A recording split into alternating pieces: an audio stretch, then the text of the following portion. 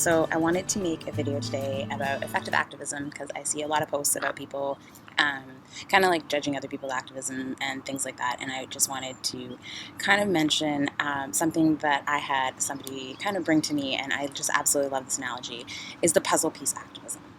So having everybody understand that every form of activism that we choose to do for animal rights or whatever movement that we're a part of, everything that you decide to do actually is effective and works. So we're all a big puzzle piece. So everybody has different pieces that they play, and we can't finish the puzzle unless we're all part of it. So everybody needs to have more of an open mind frame on other people's activism, and don't judge it until you try it. So I think everybody needs to at least try the other form of activism before you knock it, and realize that there are many, many effective forms. Every bit of activism matters, so it's not just like one is more effective than the other. People, just because somebody isn't in the streets doing protests and things like that doesn't mean that they're not behind the scenes signing petitions or writing letters to government or working with restaurants to try and get them to put vegan items on their menus, or doing demos or organizing events or fundraisers or things like that. There's so many things that you can kind of do to be part of the activism as well. So don't be judging anybody else's. There's a lot of different forms that you can kind of join in on, even if you don't want to be doing anything too crazy and you just kind of want to like jump your foot in. Great things like leafleting and outreaching and postering or sidewalk chalking, like art. There's so many different forms that you guys can kind of do that are effective and that will get the message out there. So just get the message out there. However you feel like it's going to work for you, just promote it and get the message out there and talk about it.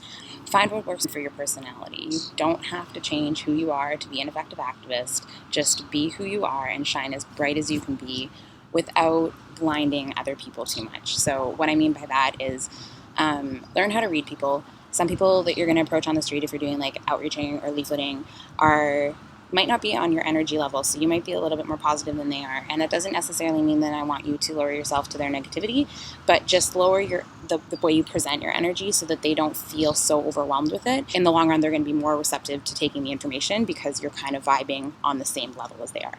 So learning how to read people without changing your personality and without changing who you are, but knowing how to kind of adjust your energy level based on who you're talking to so that they can understand the message a little bit more effectively without feeling overwhelmed and like somebody is too much in their space.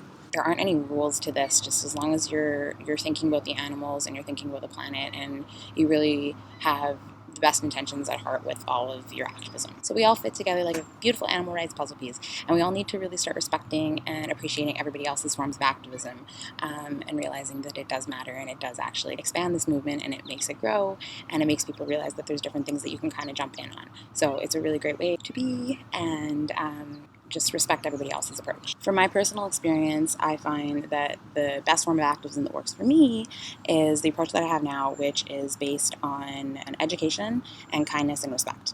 So when somebody comes up to me, and even if they approach me in a defensive manner, I want to turn that situation around so that person doesn't feel like they need to be defensive and that we can just have a genuine conversation. Then they actually process the information and they're willing to go home and do more research, and then that actually helps the animals more and the planet more. So I know that some people think that the aggressive approach works and is okay, but for me, I personally found that using kindness and respect is definitely the way to go, and education. So educate yourself so you can educate others, and that is what I think is the most effective activism. Obviously, leave your comments down below and let me know what you guys think.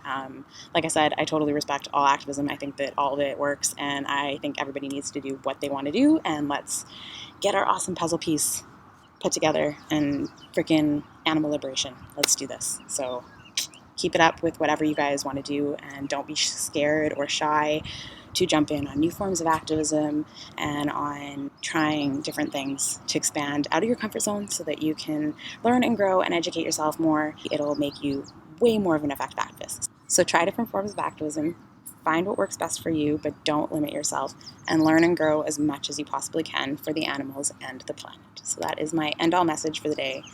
You guys rock, and I hope you have an absolutely fantastic day.